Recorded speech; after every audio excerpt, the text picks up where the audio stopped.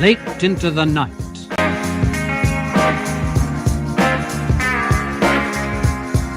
A modern spy thriller for radio by William Keenan, featuring Anna Cropper and John Bennett.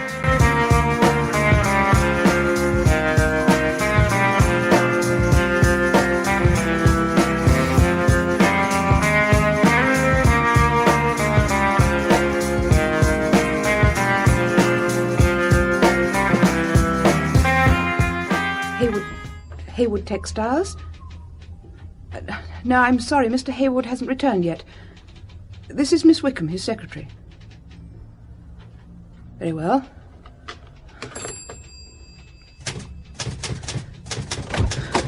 Oh, Mr. Hayward, thank goodness you're back.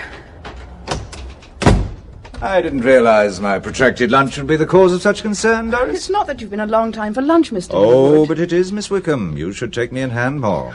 I've been having some very peculiar phone calls.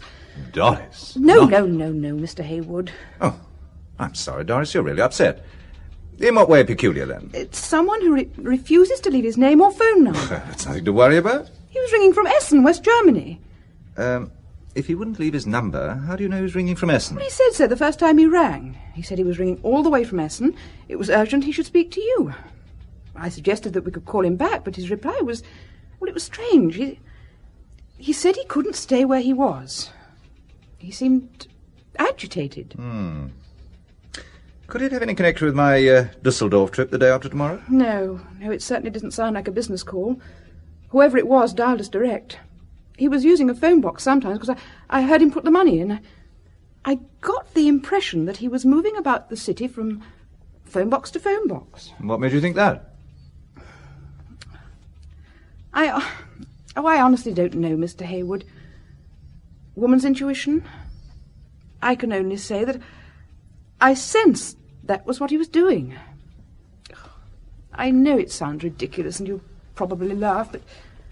Well, I feel it my duty to tell you how it appeared to me. Well, if it makes you feel any better, Miss Wickham, why not? But my ever-efficient, conscientious Miss Wickham, this intuition of yours seems to run a little amok. What imagination lurks behind those horn-rimmed glasses? You've been reading your mother too many thrillers. I knew that would be your reaction, Mr. Hayward. How is your mother, Doris? Very well.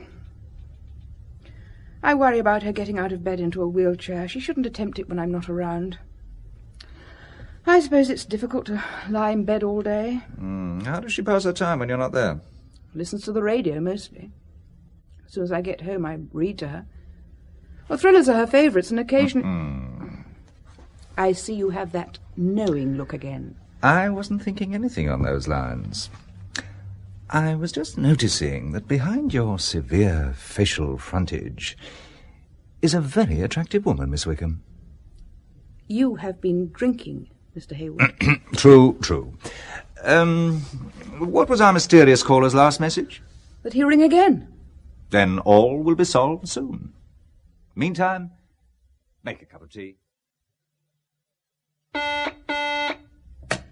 It's the Essen caller, Mr. Hayward. Oh, put him straight through.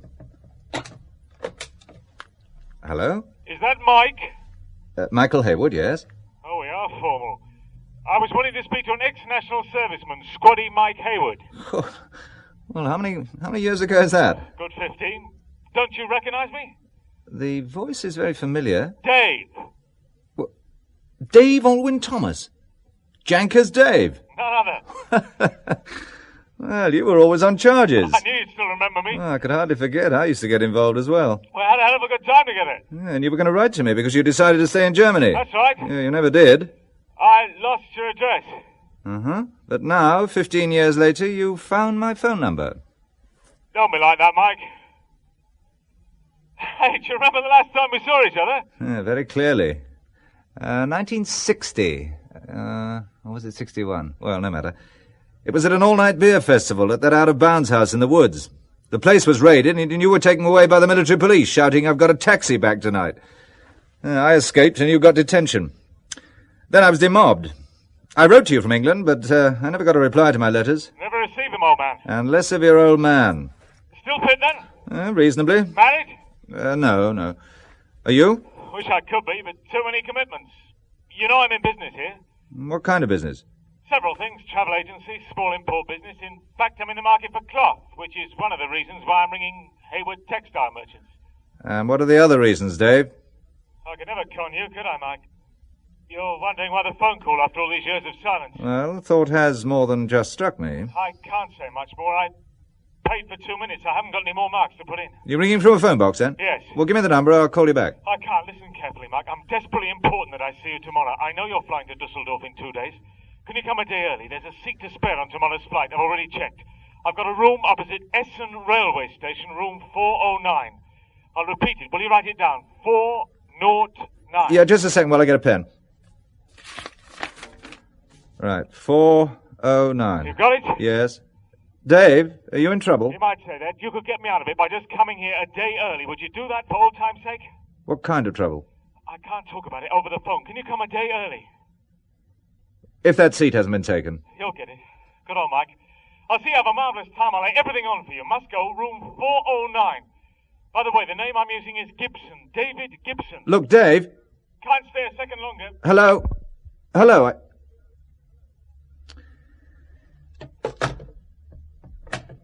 Miss Wickham, could you come in a moment? Very good, Mr. Hayward. Well, did you hear any of that conversation? I did, including the reference to a drunken night in the woods and I've got a taxi tonight. The sins of our youth. But did you get the hotel? I got the room number, but I didn't take down the name of the hotel. He didn't give the name. All he said was the one opposite the main station. I can easily check that. I suppose you'll want me to change your Dusseldorf flight to tomorrow. If you would. I also took down the name he's using, Gibson. Am I to book you in under an assumed name also?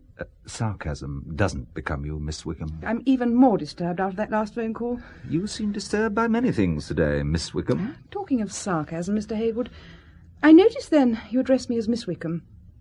When you want to be nice, it's Doris. Well, how about an all-purpose Miss W? And when you're being in your way humorous, I notice that you're usually using it as a way of disguising your feelings. How observant of you. Can I speak frankly? Carry on. For months things have been going wrong, Mr. Hayward. The government contract, that hasn't been paid, and it is causing you a financial headache. But usually they're so prompt.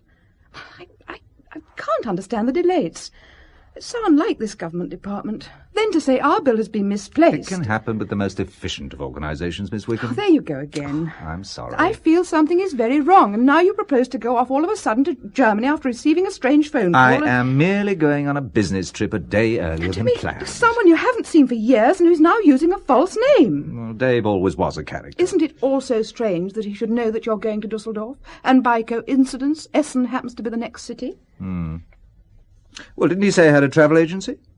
He most probably came across my name on a passenger list, which would also perhaps give the firm's address. All right. After 15 years, he just happens to come across your name and address. Which is no crime, Miss W. No, but it does suggest caution instead of rushing headlong into something you know so little about.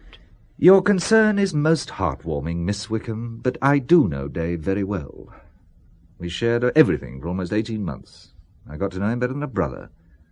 He never let me down, and I won't let him down now. You talk like a Boy Scout. Faithfulness is an old-fashioned virtue I greatly admire. It's ridiculous to take off like this, to become involved in something that you... Something that what, Miss Wickham? Something that I sense is wrong. Even the last time you saw him, he was being taken away by the military police under arrest. For being out of bounds. You make light of everything, but did he or did he not ask to see you to get him out of trouble? Exactly, Miss W. And tomorrow, when I see him, I'll ask him what it's all about, and then I'll ring you back and tell you. I always believe in keeping my secretary fully informed. You're being sarcastic again. All right, then I'll be serious. You're the best secretary I've ever had, and I promise not to undertake anything that might cause you the slightest concern, Doris. In that context, I think a sarcastic Miss Wickham would have been more appropriate. I'll see about your change of flight. By the way, I wonder if I could leave a few minutes earlier tonight. My mother's sister is staying with us. Oh, by all means. You can go as soon as you've arranged for my change of flight. I'll see you when I get back from Essen.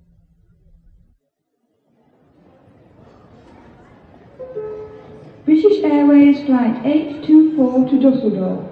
Will all passengers travelling on this flight please go now to gate 11?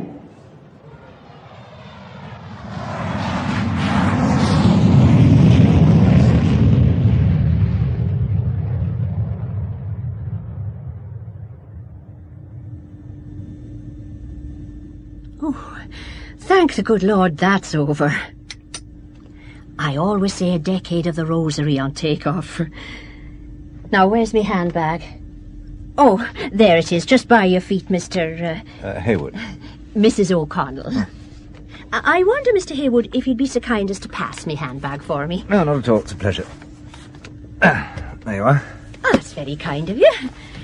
I'll put me rosary beads away now. Ah, they're serving refreshments.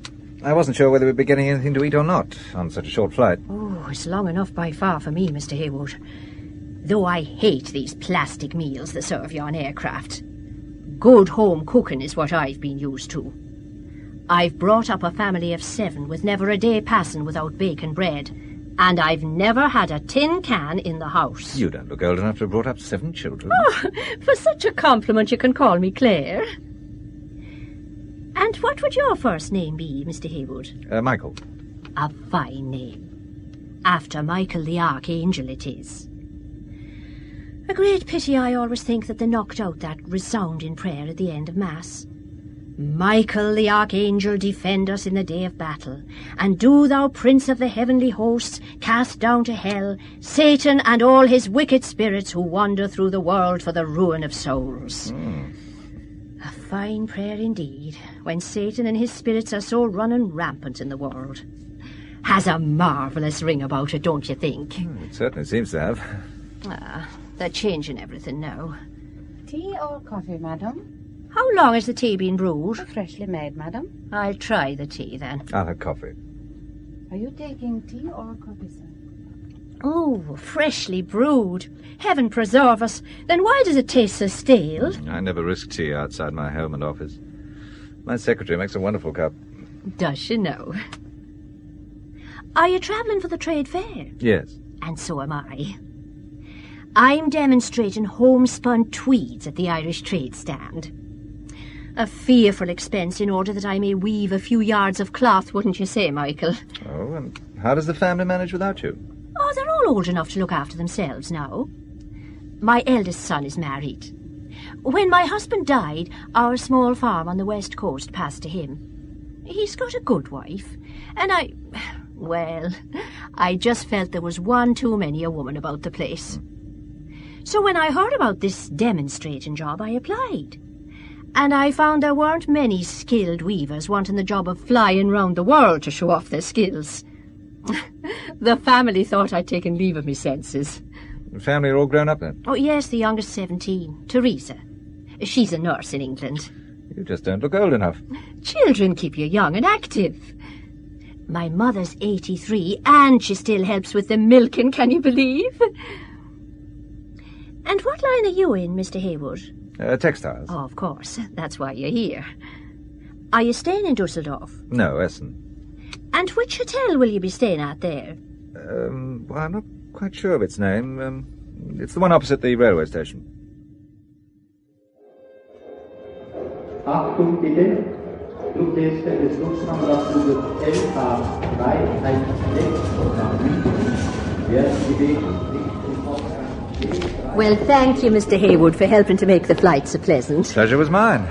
Will anyone be meeting you? They'll have a car waiting for me. Well, once again, Mrs. O'Connell, it's a pleasure to have met you. Perhaps we'll bump into one another again in the next few days. I'll be surprised if we don't, Mr. Hayward. Good day, Jim. Good day. Attention please. Will passenger Mr. Michael Hayward, newly arrived on British Airways Flight 824, go to the British Airways office. Passenger Mr. Michael Hayward, newly arrived on British Airways Flight 824, go to the British Airways office. Can I help you, sir? This is the British Airways office. Yes, sir. My name is Hayward. I was tannoyed a few moments ago. Ah, yes, sir. We have a taxi waiting for you. A taxi? To take you to Essen. But I didn't order any taxi. The driver's here waiting for you. Mr. Hayward? Yes? I was instructed to take you to the Hotel Kelhof. And where is that, pray? In Essen. It is facing the station. Oh, well, that seems to be the one. Let's go.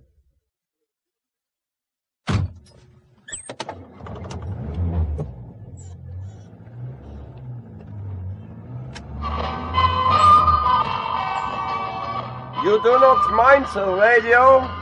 Not if it's turned down a little. Who instructed you to take me to the hotel? Mr. Gibson? I do not know. It was a call to the office. I can find out for you when I return later. No, it doesn't matter. How long will it take us to get to Essen? We will be there by 1:45.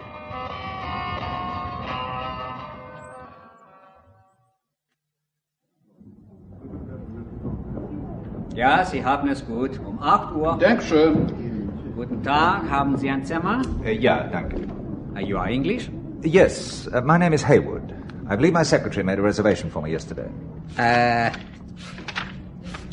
is correct, sir. Welcome to Essen. Thank you. Room 308. It is at the front. But in all fairness, sir, I must warn you about the noise. We are making a new underground railway and working day and night. Does the work go on all night? Yes, though we have recently protested and have been assured that the noiseless machinery will not be used until dawn. Oh, well, that's some consolation. Do you still want your room? Yes, and thank you for the warning. Oh, I wonder if you could let a friend who's staying here know that I've arrived. Certainly, sir. What is the name of your friend? Gibson. David Gibson. Gibson, sir? I don't think we have any gentleman of that name staying here. But one moment, sir. I will make sure. Your friend is English? Yes. Gibson. No, we have no one of that name, sir. But he rang me only yesterday to say he was definitely staying here. He even gave me the room number, room 409. There is no Mr. Gibson in room 409, sir. What is your friend like in appearance? Well, it's quite some time since I saw him, but he's well built, broad, and has ginger hair that comes to a tuft at the front. I can assure you, he is not the gentleman in 409. He, too, is English, but he has grey hair, a grey cavalry moustache, and is in his mid-60s. It's definitely not my friend. He was never cavalry. Well, I can only think he booked a room and then had to cancel it. I have been in charge of the reception desk all this week, sir. I can assure you most positively that we have not had any booking by or for a Mr. Gibson. We do not have a great many Englishmen staying here, and I have an excellent memory for names and faces, sir. I wonder if he could have booked under another name. Another name, sir? Yeah, Thomas, for example. David Alwyn Thomas. You see, he sometimes uses the family name on his mother's side. He's Welsh, you know. I do not understand how you mean, sir. Yes, well, it is a bit complicated, granted. So it seems, but we have no Mr. Thomas either. Well, something must have delayed him then. Well, I'm sure he'll be getting in touch soon. I will personally attend to any call from a Mr. Gibson or a Mr. Thomas, sir. Thank you. The boy will take your bags to a room. Reception, please. Reception? Yes, Hayward, room 308. Are you sure there haven't been any calls for me? none at all, Mr. Hayward. I've been sitting here by this damn phone for more than 4 hours now. I can't understand what's happened. My friend led me to understand he was staying in room 409. Has anyone from that room been asking for me? From 409, sir, no, there have been no calls from 409, to my knowledge. I don't think there's anyone in the room at present, sir. Can I suggest that you have dinner? And if he comes or rings in the next half hour or so, we will come to the dining room for you. The dining room is on the first floor, sir.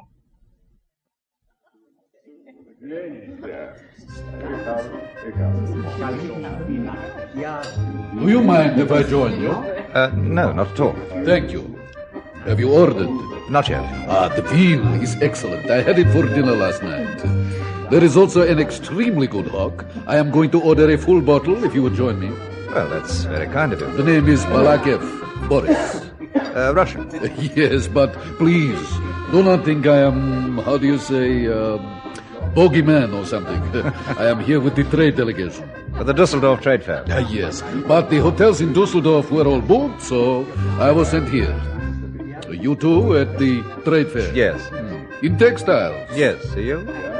Tell me, As a cloth merchant, what lines are you Russians really interested in? Oh, we don't know ourselves. We are just observers. But I am not going to ask you any more questions. Otherwise, you will think I am spying.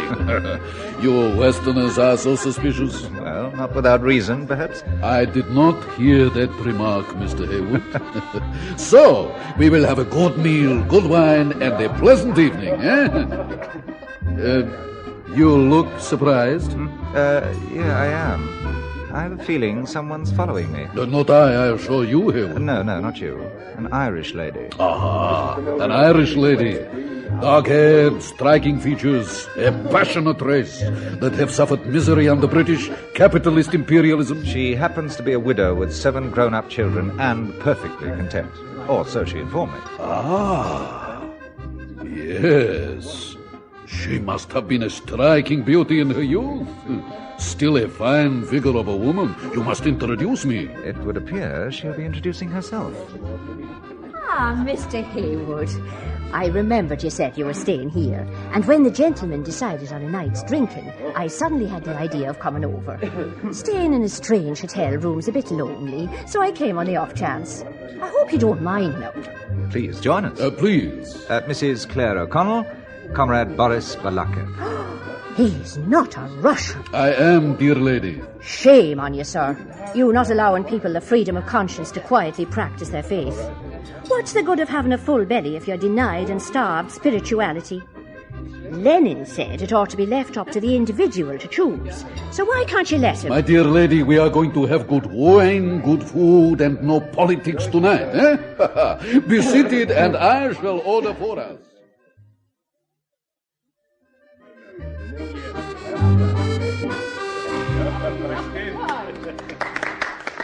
Did you enjoy the meal? It was excellent, and so was the wine. Would you like anything else? Will the Irish lady have a vodka with me? I certainly will not. Oh, come now, Mrs. O'Connell.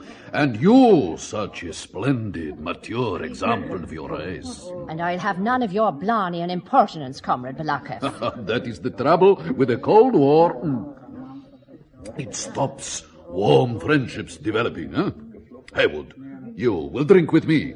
Waiter, what is there for my capitalist English friend? A brandy to finish? No, thank you. Later I may have a glass of your German beer. I am Italian, sir. Oh, I beg your pardon. About the kitchen, we are all Italians or Spanish now in Germany. They are so short of people for everything. Now many Turks are coming in. Yeah, to keep going the German economic miracle because of the declining German numbers. Yes, a lesson here for capitalism. The richer a nation gets, the faster its population declines. Waiter, have there been any messages for me? None at all. You seem worried, Hayward? Yes, an old friend of mine from years back said he'd see me here, and he hasn't arrived. Oh, I regret to hear that. But I am very glad your Mrs. O'Connell turned up. I wonder if you'd be good enough to see me to a taxi, Michael. Oh, certainly. I was hoping I could show you the sights of Essen, Mrs. O'Connell. Saints preserve us. Me painting the town red with a Russian. Then at least allow me to escort you to a taxi. Or are you afraid? I don't trust you Russians as far as I could throw you, and you a big hefty fella at that. But afraid I'm not. Then let me find you a taxi. Claire O'Connell. No, I insist. Mrs. O'Connell to you, Comrade Balakev. Oh, very well, then. It is getting late. Mrs. O'Connell, then it will be. I think tomorrow I must pay my respects to your glorious trade delegation in the hope that they are willing to exchange Irish whiskey for vodka. Well, will you excuse me, Michael? Of course. A breath of fresh air helped to sober him. Good night, Michael. Yes, of course. Good night. Waiter. Are you sure there have been no messages? Quite sure, sir. Thank you. I'm sorry to have been such a nuisance.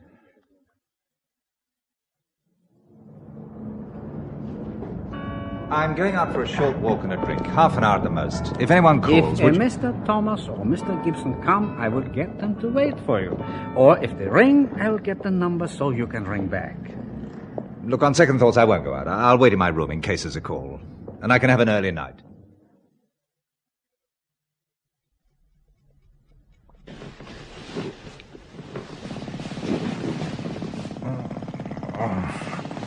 Bloody noise. Thought he said the worst machinery wasn't used.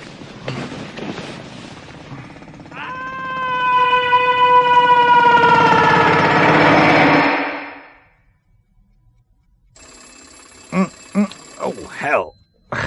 Blast. Oh. Yeah, hello, Hayward. Mr. Hayward? Yes? Please, can you come here quickly to reception? What was it? At nearly 3 o'clock in the morning? It's one of your countrymen. What is? There's been an accident. Accident? Yeah, he must have fallen from his window. Please, quickly. He's asking for an Englishman to speak with. I'll be right down.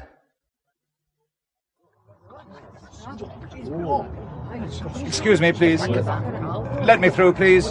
Thank you. Thank you. You, Hayward. Yes. Lean over closer. No one else must hear us. Save your strength. There's an ambulance on the way. I have something I must say. Closer. Do you read? Do I read? Poetry. Well, I used to. It's so late in... What's so late? Into the night. A rove. Avro? No. A rose? No. A rove. He has lost consciousness. Look, ask the crowd to stand back. The ambulance is here now. Ask the crowd to stand back. He wants to tell me something. It's no good now. He's too far gone. I must try again. What is it you want to tell me? The ambulance men are Just here. one moment. What do you want to tell me? I think he's dead. No, he's still breathing. Let them get him to hospital. Shall I tell the ambulance man that you want to go with him, Mr. Hayward? Yes. But you're not a relation. No, you better tell me who he is.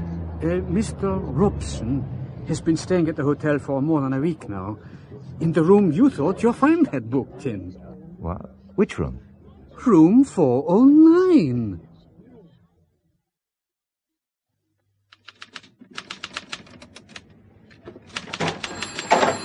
Mr. Hayward, I must apologize for bringing you to Essen Police Station. I do not often get the opportunity of speaking to an Englishman, and I would be grateful if you would correct my grammar. I must make full use of the opportunity offered. Well, your English is excellent. And you have the advantage of me. We haven't met. Of course. You must again excuse me, Mr. Hayward. My name is Meyer, Inspector Meyer. Please sit down. Oh, thank you. To have mentioned it. Well, now the pleasantries are over, Inspector Meyer. Would you be kind enough to tell me why I've been brought here? Oh, but of course. I simply want you to tell me about Mr. Robson. First, you gave me the impression you only wanted an English grammar lesson. I appreciate your English humour, Mr. Hayward. I spent several years as a student in England, which is why I'm fascinated by all things English, even their little idiosyncrasies. I'm fascinated by your command of English. May I compliment you on its excellence? With such talent, I'm surprised you're just an ordinary policeman. I did not say I was an ordinary policeman. Though on the subject of ordinariness, you would hardly appear to be an ordinary businessman. Then appearances are deceptive, to quote an English expression. You are the managing director of Hayward Textiles? And that's all I am. And you are here for a business conference? Correct. In Dusseldorf? Yes. But you are in Essen, and you are a day early. Which I am not disputing. Then can you tell me why you are in Essen and a day early? I plan to meet a friend. A friend who may be using aliases Thomas or Gibson? I wouldn't know. But those are the names you suggested he might be using. One of these idiosyncrasies you mentioned. Mr. Hayward, I'm no longer amused. Neither am I, Inspector. When you arrived at the hotel, you told the receptionist your friend was in room 409. He wasn't. But the man who was, an Englishman to stretch the coincidence even further, falls or was pushed from the window of that very room, room 409. Badly injured and semi-conscious, he asked for only one person. You, Mr. Hayward. Why? I don't know. Mr. Hayward, I don't take you for a stupid man. Such an obvious lie hardly becomes you. You earlier asked for the person in room 409, then he asks for you, and now you try to pretend ignorance of everything. But the assumption is obvious. You knew each other. You intended to contact one another. The first time I met Mr. Robson was when he was lying injured. That is the truth. What did he so urgently want to convey to you, Mr. Hayward? You, a complete stranger. Well, he was rambling. He didn't make sense. Just exactly what did he say? Surely the words of a man so badly injured would stay in your mind. You'll never believe this, Inspector, but he asked me if I read poetry. Again, I am not amused. Truth is stranger than fiction, to quote another English expression. Meyer, ja. Dankeschön. Mr. Robson has died. I'm now treating this as a murder inquiry. And unless you start giving me some straightforward answers to my questions, you could find yourself detained here for some considerable time. Now, Mr. Hayward, could you start again at the very beginning?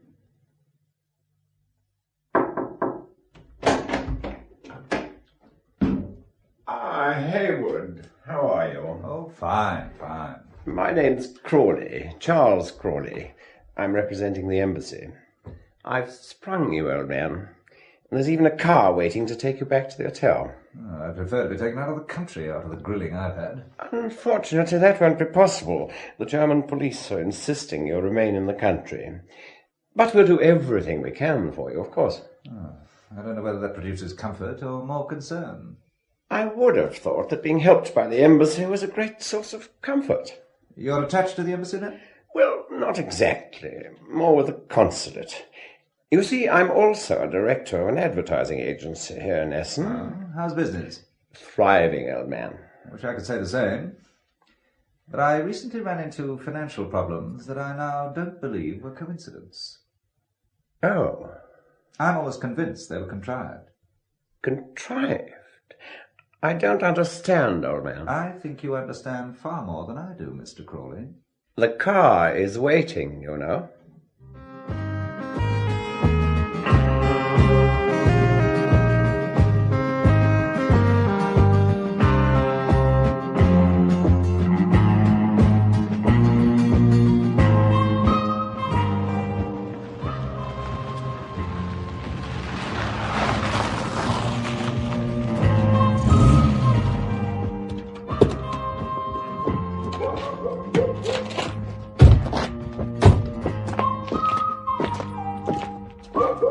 Oh, so now I'm staying at a country mansion, am I?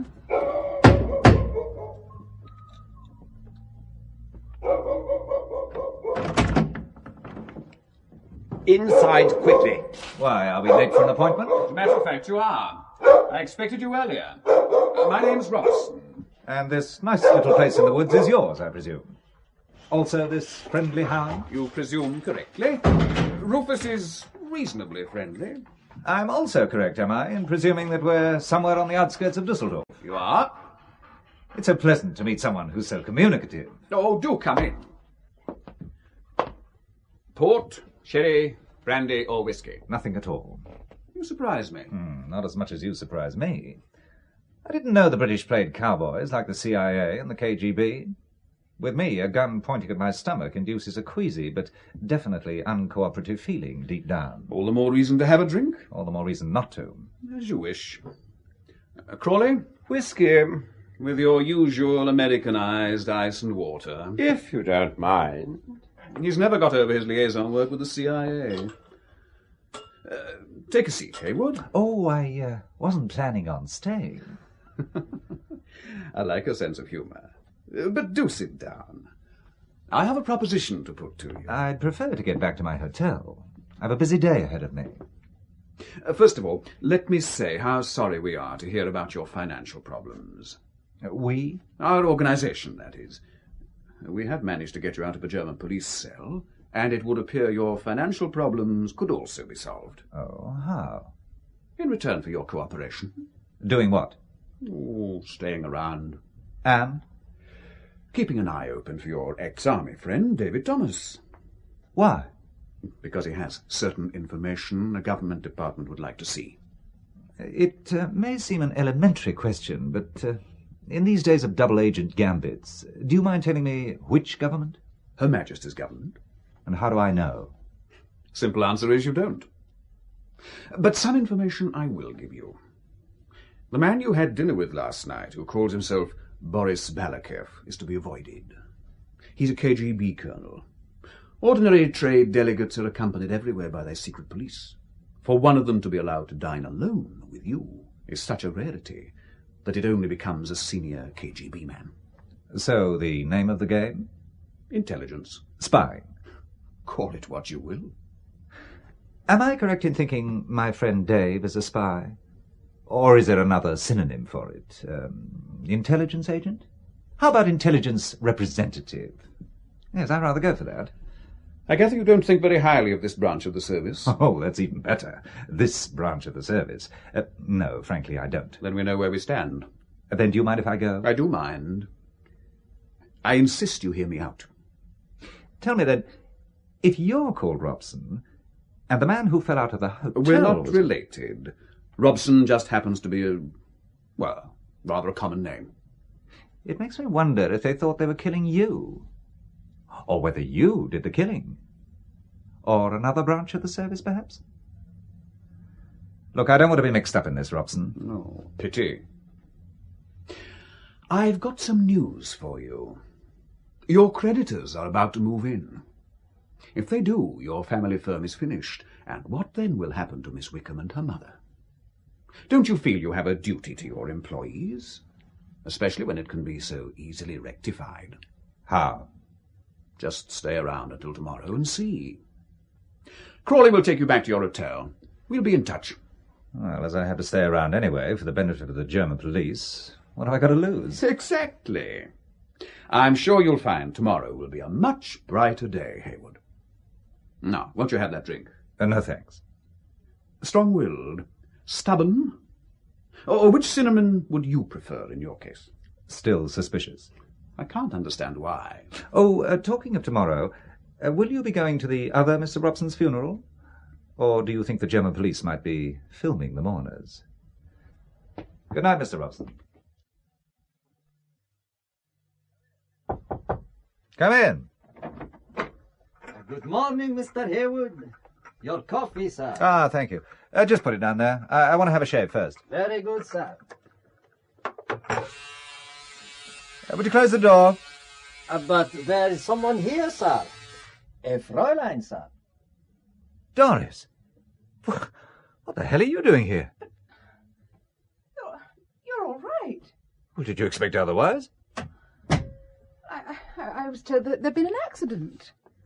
Who told you about that? A gentleman came round to the house last night and said that you'd been involved in an accident. Well, he brought a nurse for my mother, and there was a car to take me to the airport. Oh, I thought it was an emergency. I thought something terrible had happened to you. Who was the gentleman? Mr. Anderson. I thought he was an official of some kind. Yes, well, there was an accident yesterday, and an Englishman was involved. They must have got his name mixed up with mine. Oh, it's most probably an error by the consulate. You sound as if you're trying to reassure me that everything's all right when it isn't. Well, some secretaries know their bosses too well for them to be taken in so easily. So true. Tell me, Doris, what time did this Mr. Anderson come to your house? About 10:30. Last night? Yes. You look surprised. The accident hadn't happened then. Not until 5 hours later. What's it all about, Mr. Hayward? I wish I knew. Well, why bring me over here? Mr. Hayward, I'm frightened. Yes, well, pour the coffee before it goes cold. And you better ring for another cup. Very good, Mr. Hayward. And Doris, stop worrying. And it was only yesterday I was thinking how much better things were. How do you mean? Well, 2 of the biggest outstanding debts were paid together. Both cheques arrived in the second post. The accountant will be delighted. I thought you would have been too. Yesterday, before I learned a few modern facts of life, I might have been. Today, I see things in a new light. Well, whatever does that mean? That today, you are going back. Oh, no, I'm not, Mr. Hayward. There's something very peculiar going on, and I'd feel happier staying here and seeing that you're all right. Your coffee.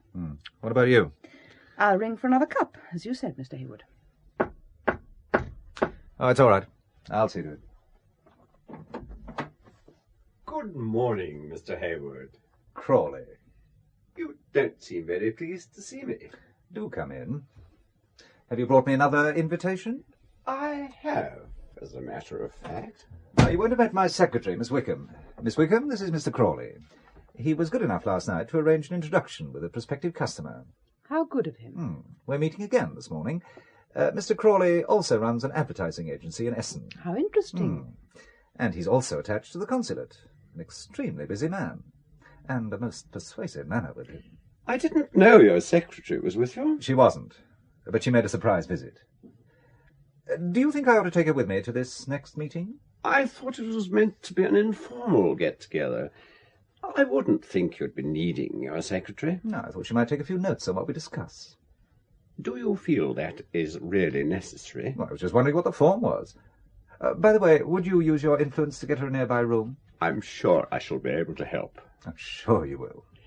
In fact, while you're finishing dressing, I'll have a word with reception. You know, I don't think Miss Wickham need accompany you on this visit. You won't be too long, will you?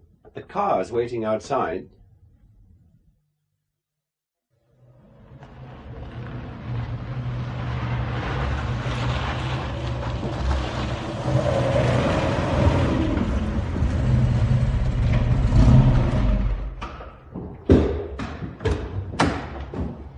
This way. We've come round the back and through the garage this time. More cloak and daggerish, I suppose? In daylight it is less conspicuous and therefore safer.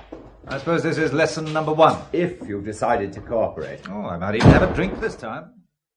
Now, what'll it be? A glass of the best local wine. Oh, then I'll have one with you.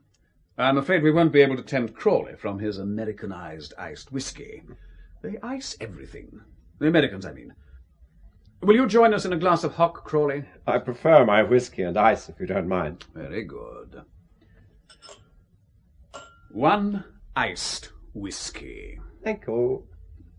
Now, Hayward, it's not really local, but it's a hock I think you might like.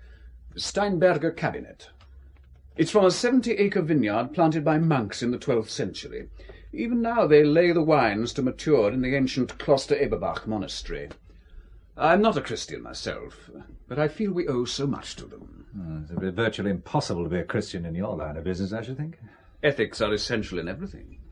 In spying, that human virtue, loyalty, is so much appreciated by both sides. And both sides tend to punish the transgressors. Here we are.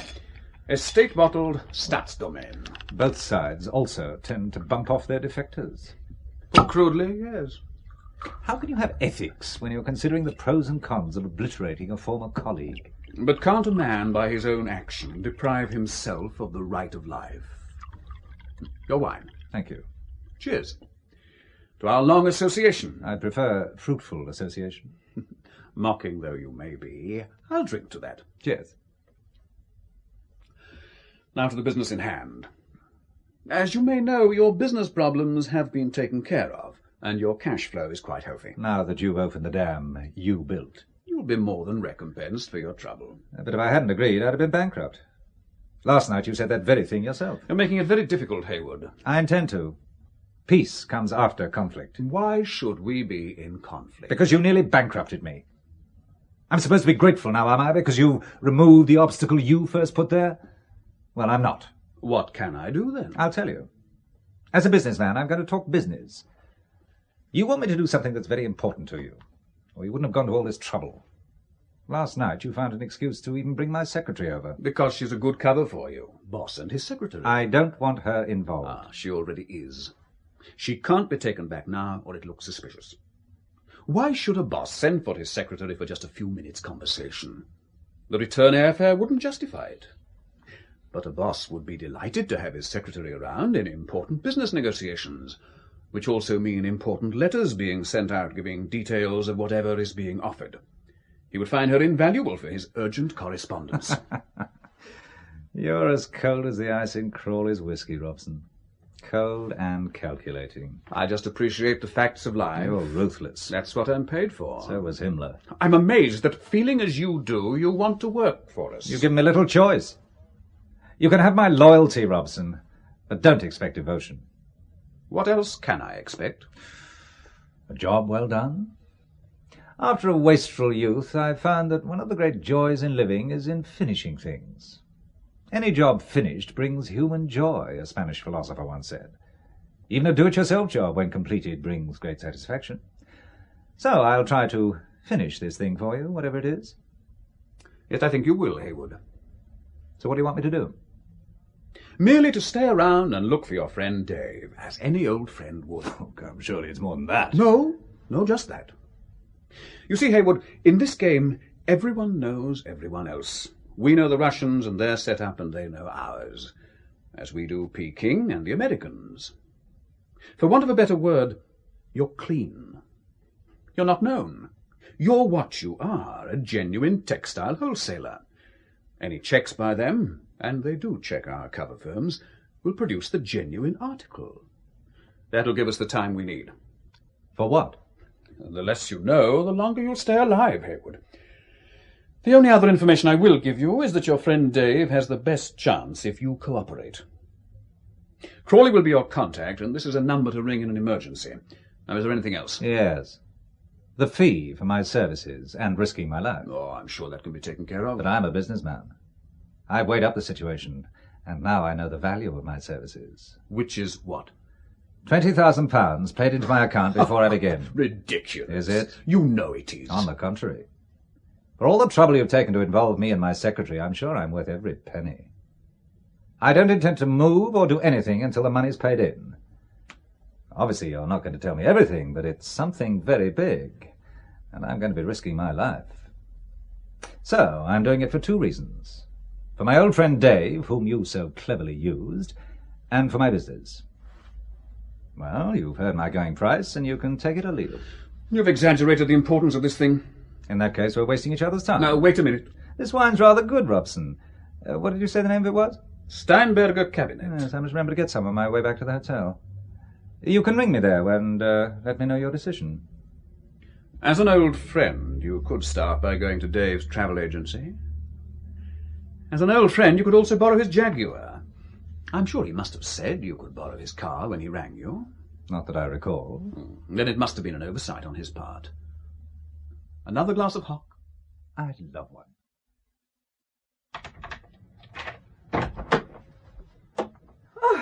Oh, it's you, Mr. Hayward. Well, what's that you've got? A bottle of Steinberger Cabinet, because I think we've landed a rather large order. From whom? Another government contract, Doris. Well, I hope the delay in payment isn't as long as the last one. No, Doris. I'm now learning the best way of dealing with this government department. They're even paying in advance. You're pulling my leg again, Mr. Hayward. Get the glass, or glasses, from the bathroom and let's have a drink. Afterwards, I want to see if my old friend Dave is at his travel agency. I thought he arranged to meet you here. Yes, he was delayed. I must find out when he's due back. Have you got the glasses? I can only find one. We could share it.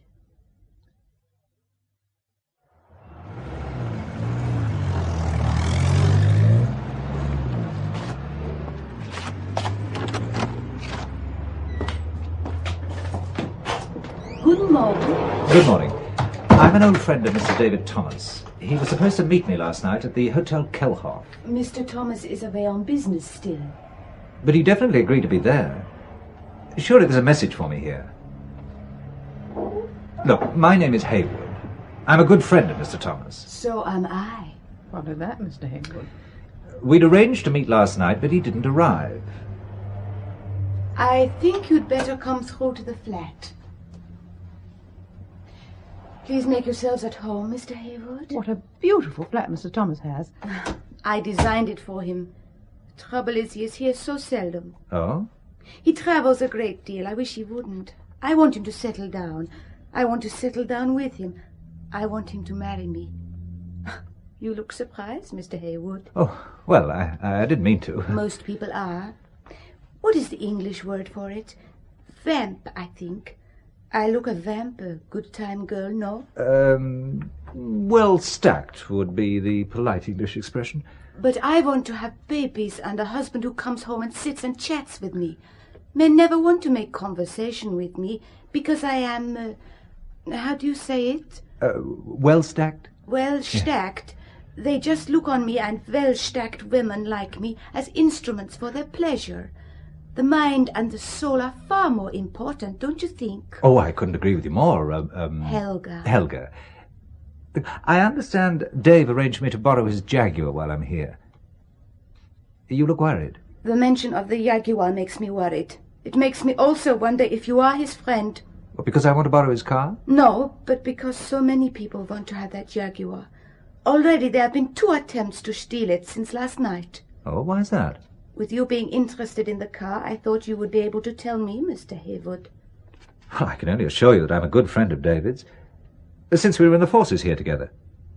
I think David would prefer me to have the car than anyone else. And you say he rang you and asked you to come? Yes. My secretary here took the call. Oh, that's correct, Helga. He rang several times because Mr. Hayward was out at lunch. I also made a note that he wanted Mr. Hayward to meet him last night at the hotel opposite the station. In fact, I have my notebook here in my bag, if you wish to... I believe you. And you may take the car. Here are the keys. Thank you. I'll arrange for some short-term insurance. Have you heard from him at all since you arrived in Germany? No. Have you in the last few days? No, and I'm afraid. What of? I don't know, but something tells me David is in grave trouble.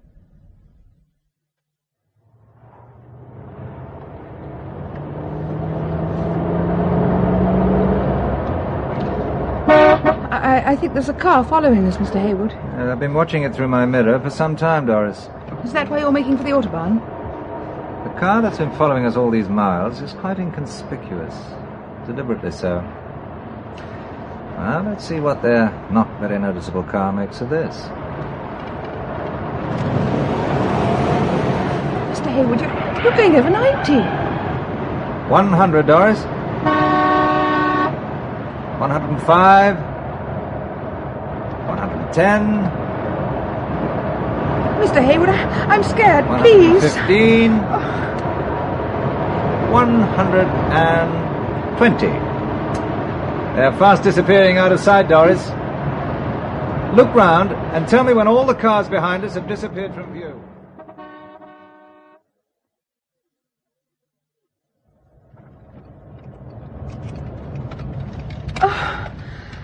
Oh, you frightened the daylights out of me, Mr. Hayward. Yes, but we lost that car. Oh, what a lovely day. I just feel like picking those wild flowers in the field over there. Aren't they pretty? Well, why don't you? What are you going to do, Mr. Hayward?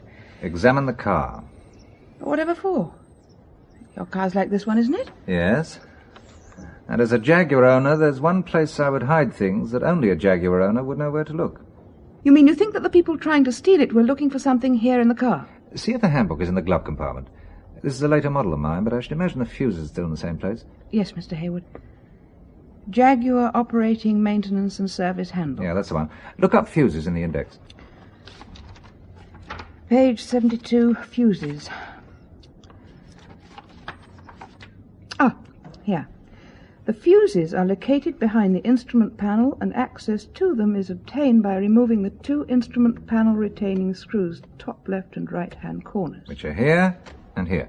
You unscrew that one, Doris. I'll do this one. I always thought that this was solid wood, especially with all those instruments being in it. Exactly. And hey, presto. Well, what's all the wiring? Circuits and fuses. Now. Oh, what's this? How did you know there would be anything behind that little tube? That little tube is a fuse, Doris. It's just that if I had an English car like this and wanted to hide something that would be difficult for foreigners to find, but where a person familiar with this type of car would look, then this is the place. What's that piece of paper wrapped round the little tube? That we shall soon find out. First remove the fuse. So. It's a very small piece of paper. But big enough for an address. Langerman, Antique Books, Essen. Well, to find the road or street, we just need a phone book. Yes, there's something else on the back. But it's so minute I can hardly read it. The first word looks like late. Yes, and the last is night. But I can't make out the 2 words in between. I think I can guess them. Into the. Late into the night. What does it mean? Late into the night. I wonder, Doris. I wonder. Yes, we speak English. We have many English clients. It was one of your English clients, a friend of mine, who recommended you. Oh, very good. I'd like to speak to the proprietor about purchasing a rare book. Oh, my husband, Herr Langemann, is the proprietor, but he is away on business. Can I help you, sir? I'm sure you can. What is the title of this rare book you wish to purchase? Oh, I'm not buying, I'm selling. The book belongs to my friend, Mr. Thomas. It's a book on poetry containing a fascinating item called Late into the Night. I'm afraid I don't understand. From your rather startled expression, I thought you did understand all too well. If this is an English practical joke... Let me give you the punchline, then. On this slip of paper is my phone number and the price I require.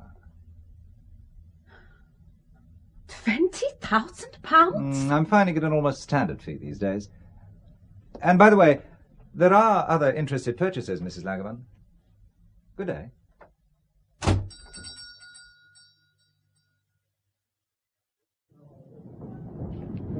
Your room key, Mr. Hayward? Please. Are there any messages for me? Your secretary, Miss Wickham, asked me to let you know she has gone shopping. She's in the next room, 307, which was requested by Mr. Crawley. Oh. No adjoining doors, I hope? No, sir.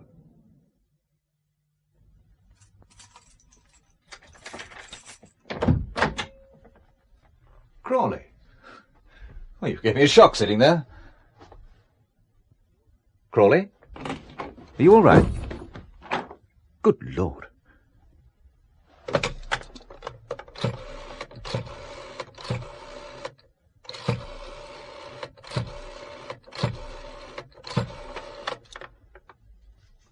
Hello, I want to speak to Robson. Robson speaking, Hayward.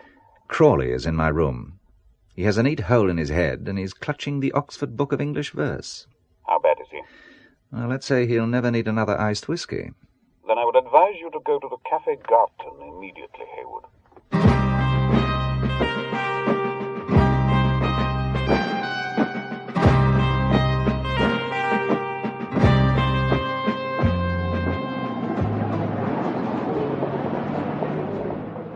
Coffee, black. Ah, Mr. Hayward. Balaka. Yes, and with your good Irish lady. As you will perceive, she has taken up my offer to show her around Essen. In broad daylight, to be on the safe side. Well, I understand that you were too modest the other night, Colonel. That you're no ordinary trade delegate. Your freedom of movement is unusual for a textile technician. Though I noticed the other night when I brought up the subject of textiles, you immediately veered away from it. My capitalist friend, I will confess to you that my knowledge of textiles is very limited, and sometimes people come as delegates who shouldn't. I am one of them. What's this you two are on about? Mr. Hayward appears to have been checking my credentials. Good for him. Who told you I was a colonel?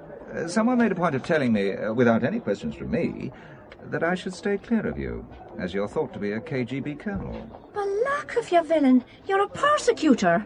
Slanders to ruin whatever affection a good Irish woman may have for me. Then you've lost nothing on that score. Mrs. O'Connell, you remind me of my first wife. You mean she'd no affection for you either?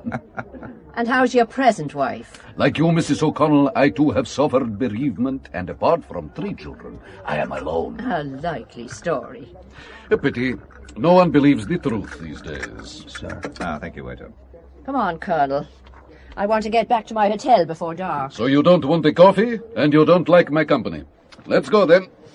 We bid you a good day, Mr. Hayward. Goodbye now. You can, I hope, admire the beautiful Mr. flower Hayward? beds, Mrs. O'Connell. Mr. Hayward? Doris, what the hell are you doing here?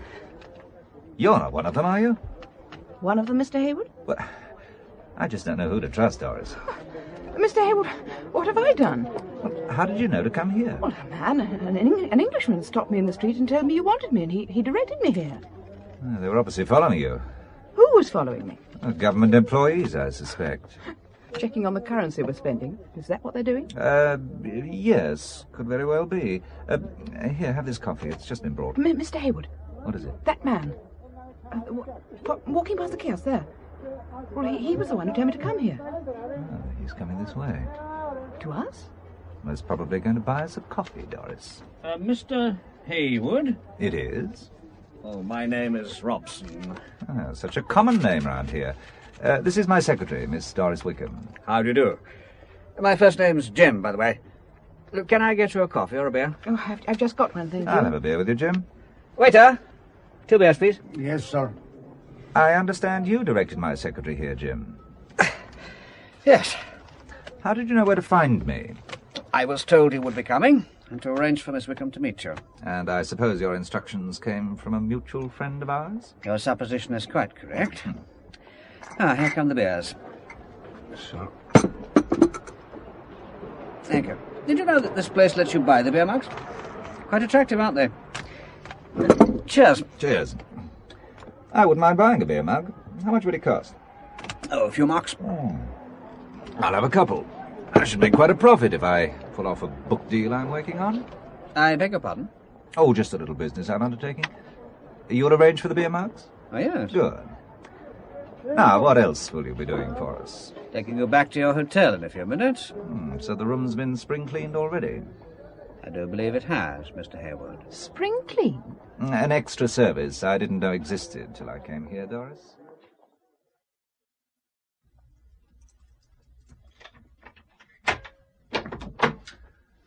Well, the place looks all shipshape.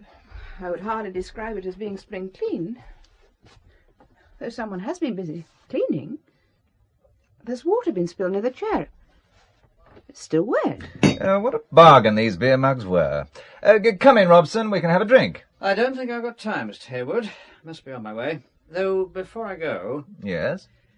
I was asked to collect a book left by your last visitor. Which last visitor? The one you rang the other Mr. Robson about. But I was told to leave everything as it was and go for a coffee. To the place where I met you, in fact. But the book wasn't left here. Wasn't it? What is all this about? What book? Who was the mysterious visitor you kept to yourself? What's going on between you? Ask Mr. Robson. Well, Mr. Robson?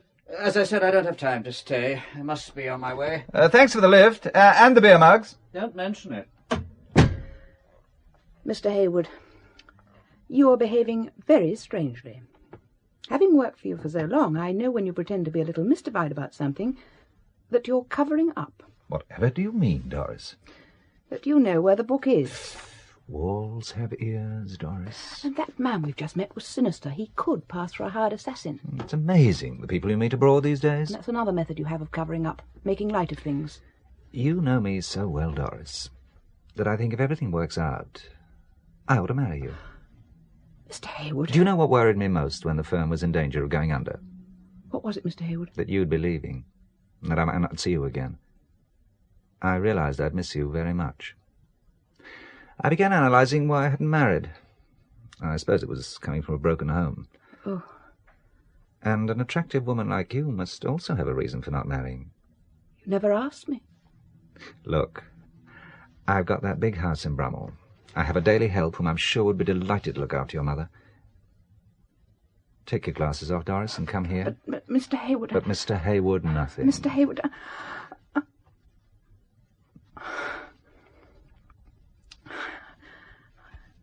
I knew you could kiss like that. In modern parlance, do you fancy me, Doris? I always have, Mr. Hayward. Always worshipped you from afar. From too far. You should have given me some indication. You shouldn't have been so blind. Wear my glasses. And it would have to be till death do us part. Nothing in between. Wonderful. And I would insist on being married by a priest at Mass. My convent education. Hayward speaking. I believe you have a book of poetry for sale. That's correct. I am representing Herr Langerman. When can we see it? I haven't got it with me. It's being carefully preserved. I need 24 hours. 24 hours, then. I will call you again. Never a dull moment. I think it's time we went for another drive, Doris. First you go off suddenly left, like this, right across the traffic. And then you go first right down a side street.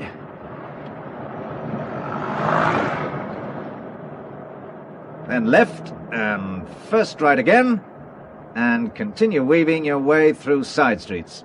Anything following? Not that I can see. 2 more turns and we'll soon be certain. It's a method the KGB teach.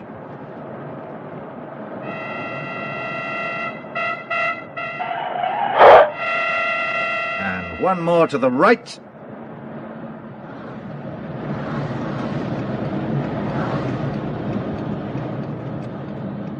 And no car is following us. Even if someone was following us at the beginning of the manoeuvre, he soon realizes what's happening, that he hasn't a cat in hell's chance of not getting himself away, so he gives up. It's stupid to try to keep close contact, because another method is for the leading car to drive into a dead end, and when the following car is lured in, a third car then seals off the exit. Like me, you read too many thrillers. You're obviously revelling in it. Cowboys and Indians all over again. Now, aren't you going to tell your future wife what's happening? You know, you haven't called me Mike yet. After calling you Mr. Hayward all these years, it's going to be rather difficult. Mike. There, I've said it. Mike. I like it. So do I. Who made that stupid remark, boys never make passes at girls who wear glasses? It's rubbish. So why are you taking off my glasses? To kiss you again? Not until I know what's been happening and what I'm letting myself in for. I see you're still keeping that firm rein on me, Miss Wickham. No suspicious cars about? No. Well, when I arrived, I asked for Dave. And believe it or believe it not, I'm still looking. Now you're a clay pigeon. Mike, what you just told me, it's made me scared stiff. I came to meet Dave. If he's still alive, I'd like to finish what I started. Why are you keeping the book? I'm playing for time. What I want you to do is to go back to England on the next plane and stay there until I send for you. Until death us do part, remember? I want to make sure we get married before the death us do part bit. I'm staying. It's no good the two of us sticking our necks out. I'm already involved. Both our necks are already stuck out, and going to England only means temporary removal from the firing line. Might not be even temporary. All right, then. But I still want you to go to England. You can arrange for your mother to move into my house. I'd rather have her in the hands of my daily help than whoever's looking after her at the moment. And while you're in England, you can buy 2 OBEVs and bring them back with you on tomorrow morning's flight. You're still the boss. And I intend always to be. Good. Ah, so you're not a woman's liver. Most women, whatever they say, are looking for a man to dominate them. Why do you think 98% of secretaries prefer to work for a male boss? Well, not being a secretary, I wouldn't know. Now to catch your flight. Then I'm going to see a woman of ripe, abundant charms, rounded lines, and full figure. Well stacked was how I think we described her. Have you any further information about David, Mr. Hayward? No, I haven't, and time is running out. What makes you say that, Mr. Hayward? Because I think you're holding something back. You're closer than anyone to David, and I'm sure he would have tried some way to contact you. No, the phone was tapped. He never trusted the telephone. You're not helping him by keeping things back, Helga. Mr. Hayward, I am not a fool. When this important thing which David has reaches either side, then he will be dispensable. Until they get it, they must keep him alive. Well, that's been my reasoning too, Helga. Why not trust me? Could I? I feel so alone, no one to turn to. Does a book of poems mean anything to you? The Oxford Book of English Verse. That's the one. What do you know about it? David has a little cabin in the Harz Mountains. I had a feeling he might try to make for it. The border is quite close. He wasn't there, but someone had recently been in the cabin. I sensed it. I can't explain why. Yeah, I understand. We used to go on picnics, David and I. Not far from the cabin, we found our tree. It seems so silly repeating it. Something so personal, intimate. How can you possibly understand? I do understand. You're in love. It seems so banal, doesn't it? No. Life itself is composed of a great many little things. So often the little things are the most important. I see you do understand. The tree is on the mountain slope overlooking the town. We had found a squirrel was storing nuts in it. We went there often. Helga, what did you find the last time you went?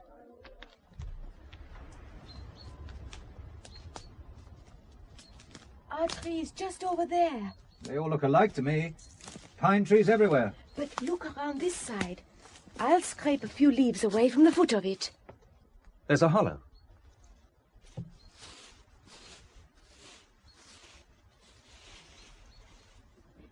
It's still here.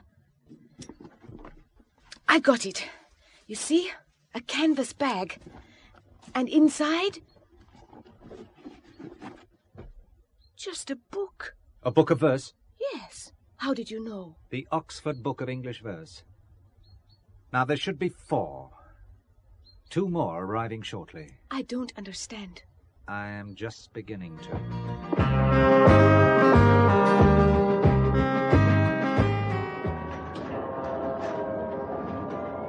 Fluggäste des Lufthansa Mike! Oh, I'm glad to see you. I've had all sorts of imagined disasters happen to you. Did you get the books? In my carrier bag. Everything went all right? Yes. Mother's at your house. Oh, and I broke the news to her that we're getting engaged. 5 minutes before the wedding. I don't believe in long engagements. Well, I'll tell Mother that you swept me off my feet and married me. You can send her a postcard. Now, where are we going? High in the Harz Mountains. I found a little chapel in the forest with an empty adjoining house. I've rented it. We're going to repeat our rapid right and left turns to remove any pursuers and head for the mountains.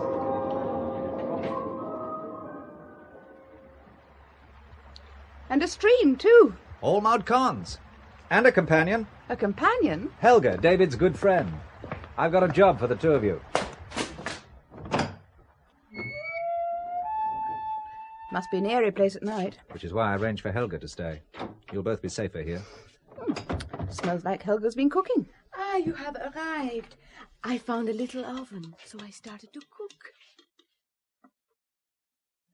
Ah, that was delicious. Thank you. Now to work. Here I have 4 books of verse. We look for a poem containing the words late into the night.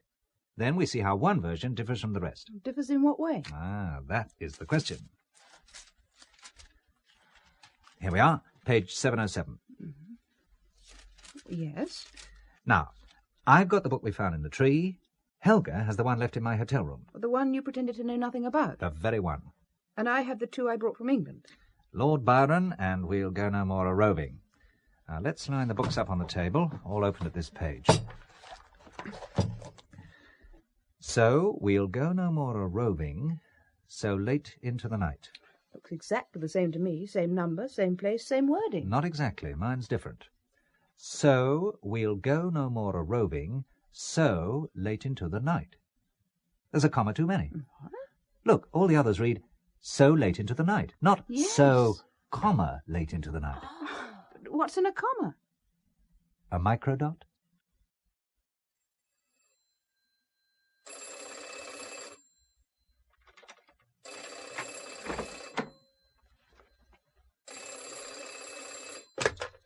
Hayward speaking. Mr. Hayward, the book, do you have it yet? Yes, but not with me. Have you got the money? We have. We also have something else for you. Listen carefully. Oh! Mike! Give them what they want. Dave. Give Dave, them what they want. are you all right? Look, what is it they want, Dave? The book. You must let them have it, Mike. It's the only way. Dave? Your friend has given you good advice, Mr. Hayward. If you want the book, you better put him on again. It's not a recording, Mr. Hayward. He really is here. But he is in some pain. Listen. Oh! Now you can speak to him again. I can't stand it any longer, Mike. How do I know this isn't a recording? Ask me a question.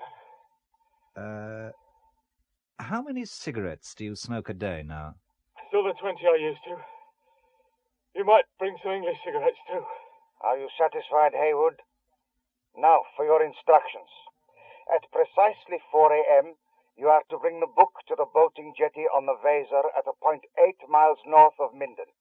You will take the road to Nienburg until you come to an inn called Eulenspiegel. You must give me time to write it down. Weser, 8 miles north of Minden. Road to Nienburg in Eulenspiegel. A kilometer beyond the inn, there is a road on the left which runs down to the river. Left Take it. river. The jetty is at the end of it. Come alone. You will be watched all the way. If anyone tries to come with you, your friend will die. Painfully.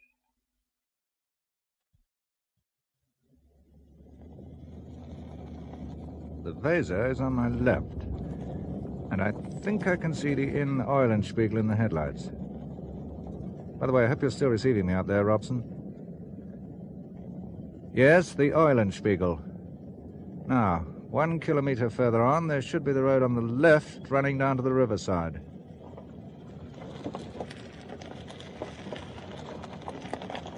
I'm approaching it now. I'm turning left.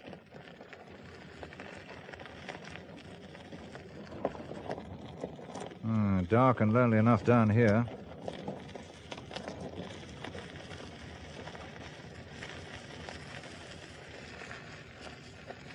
All right, this is as far as I can go. The jetty is picked out in my headlights. No one appears to be there. I'm getting out now.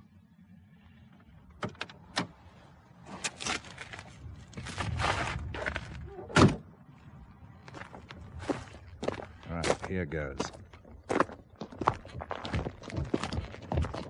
They're coming from behind and in front.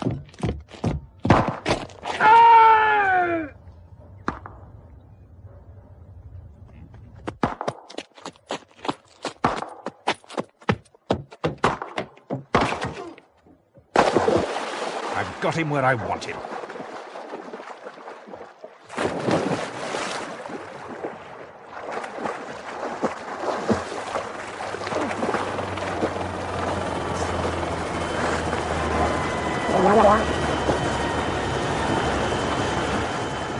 Now, where are you keeping my friend? I don't know. Right, down in the water you go. Talk or drown.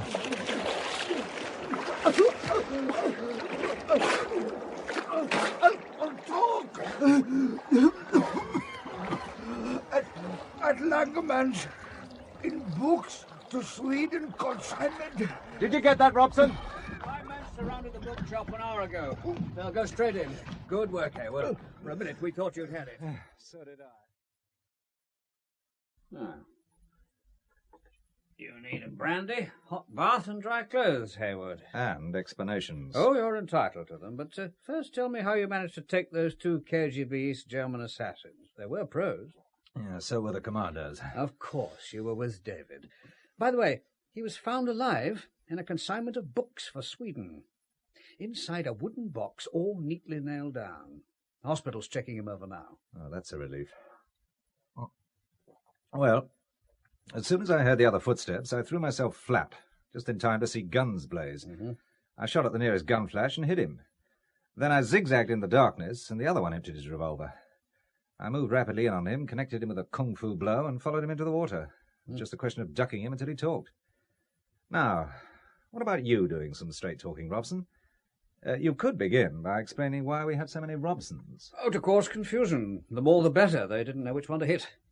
Though they got the right one first time. He was the one they pushed out of the hotel window.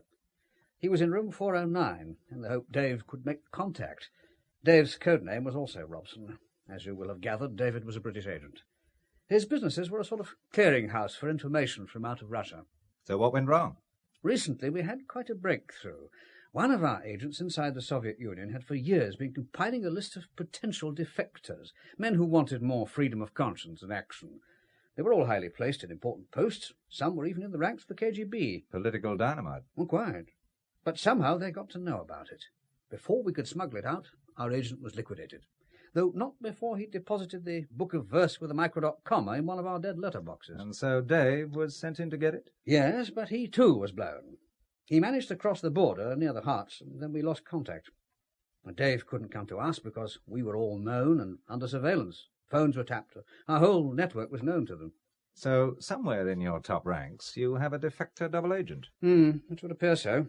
We don't know how much information they have, and what was obviously leaked. So I was brought in? And you were completely clean, though for a few months we had been preparing you in case of such an emergency. By controlling my company's cash flow? You'll be more than recompensed. How can you make recompense for blackmail? All I can say is you should wait and see. I can't wait. That would be rather a pity. We owe you a great deal. Well, as I was saying, David was a hunted man. It was too dangerous for him to try and pass it on to any established British agent because it was odds on he was blown. They were also moving in and eliminating our contacts, which is why Robson was pushed out of the window. A complete stranger to them was required. Someone outside. And I fitted the bill. You were perfect. The genuine businessman. And you had booked your seat months ago. David, on the run, dialed me direct from a phone box. A call that couldn't be traced. He would never have appeared at the hotel. But there were many ways he could have got the book to you. But they got him first. Yes. So we decided we would use you to smoke something out. As an old friend of David's, you were perfect. They couldn't make up their minds about you. When they did, it was too late. Obviously, we helped the confusion by producing more books of verse and more Robsons. We knew they would make him talk. Our aim was to throw them off the scent. Just like a game of cowboys and Indians. But everyone was using real bullets and real corpses. It's a dirty game, Hayward. I admit it. One that you seem to enjoy. But not one you would like to be recruited into? I wouldn't even be blackmailed into it in future. Pity. I could certainly use you. Yes, use being the operative word. You have a way of using people, Robson. Or whatever your name is. For another few weeks I'll keep Robson. Always variety in the game, Hayward. Oh, talking of variety, I think I've done a variation on the chess game ending. Oh? I left a sealed envelope with the newspaper Bild Zeitung to be opened in case anything happens to me. Or if I don't ring them within a certain period of time. Fascinating information about the little set-up the British have around Essen and Dusseldorf. I see. But where is the book with the extra comma? The book is in the mountains, but the page it was on has had certain things done to it. What? What has happened to it? Well, I worked out that every name on that list is in danger of being dispatched into eternity at any moment. I doubt if they wanted to be on the damn list, but by listing them, you have endangered their lives. You've made them even a bigger threat. You've turned dissenters into potential fifth columnists. What has happened to the microdot? Well, I'm coming to that. I thought about all the trouble it had caused, and I wondered what would happen to it in your hands. You would send it back to London, but London could have a double agent at the moment. Or in a year's time, or 10 years' time. The names on that list are human beings whose existence would be constantly threatened. What did you do with it? Well, first I burned the page on a lovely old stove. Then I scattered the ashes in a mountain stream. Poetic end to something so nasty. Espionage, international prying. You are a traitor! No, Robson, just too old for cowboys and Indians. But I leave you with this thought. It is a fact that more valuable information is gathered from published material than from old-fashioned spies. For richer, for poorer, in sickness and in health. For richer, for poorer, in sickness and in health. Until death us do part. Until death us do part.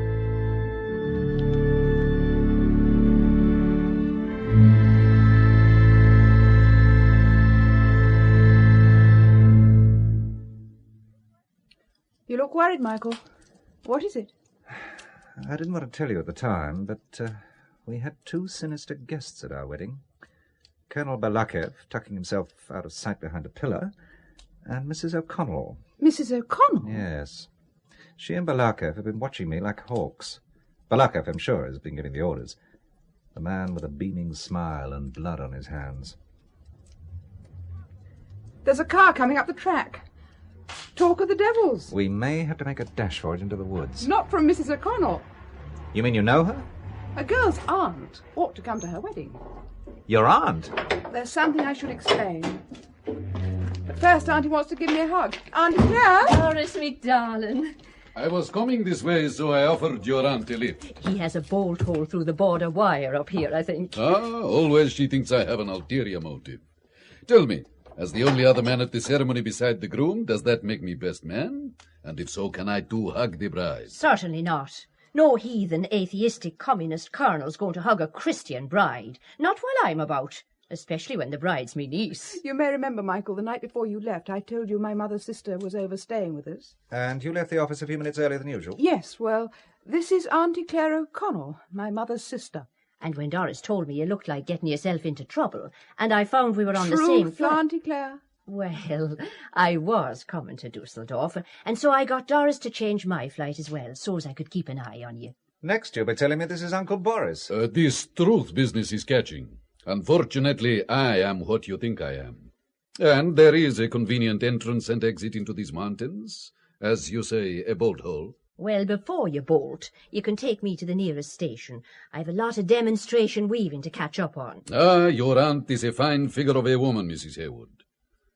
And you, Mr. Hayward, did the right thing in disposing of that badly punctuated poem. Printed in Poland.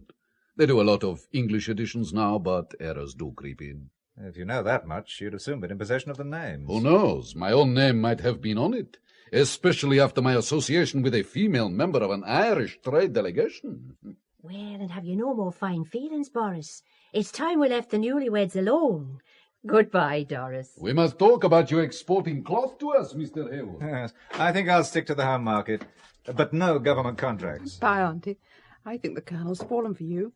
I'd be grateful if you'd mention none of this to your mother. Doris, me dear. Goodbye. Bye-bye.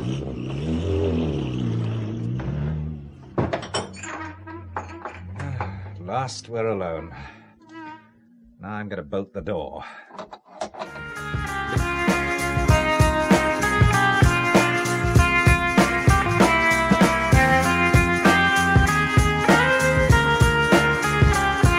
You've been listening to Late into the Night, written especially for radio by William Keenan, with Anna Cropper as Doris Wickham and John Bennett as Michael Hayward. The part of Dave Thomas was played by Peter Ellis, Mrs. Claire O'Connell, Elizabeth Kelly, Colonel Balakef by David Marlowe, the occupant of room 409, Paul Webster, Inspector Meyer of the Essen Police by Ronald Herdman, Charles Crawley by Graham Tennant, Robson, John Lindstrom, Helga, Janet Dale, Frau Langemann, Juliet Cook. The Hotel Receptionist and the Stranger Jim by Geoffrey Back.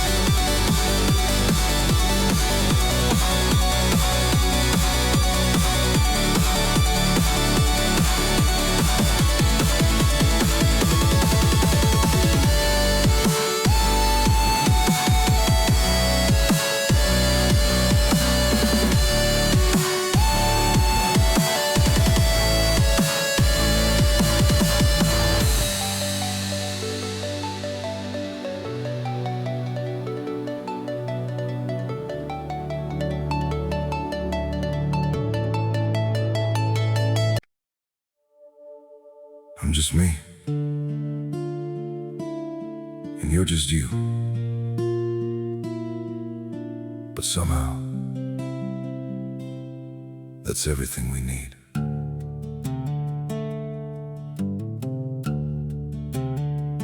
I don't have a perfect story, no shining crown to wear,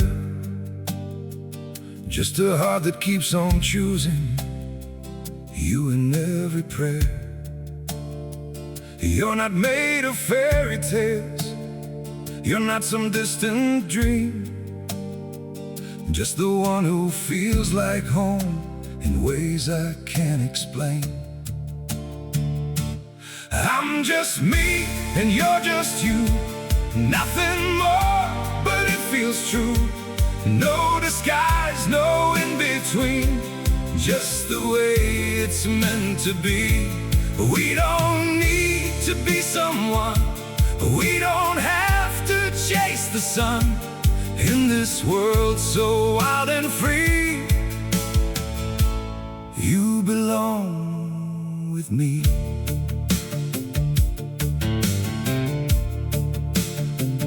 We're not written like a story people talk about for years, but in every quiet moment, you're the one I feel so near.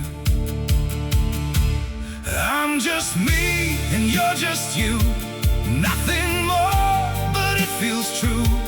No disguise, no in-between, just the way it's meant to be. We don't need to be someone, we don't have to chase the sun. In this world so wild and free, you belong with me. Maybe we're not perfect, maybe we don't shine, but if you stay beside me, then everything is right. I'm just me and you're just you, still somehow we make it through every road and every sea.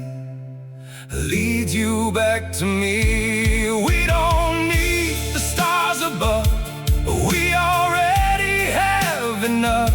Simple hearts, one destiny. You're the one for me.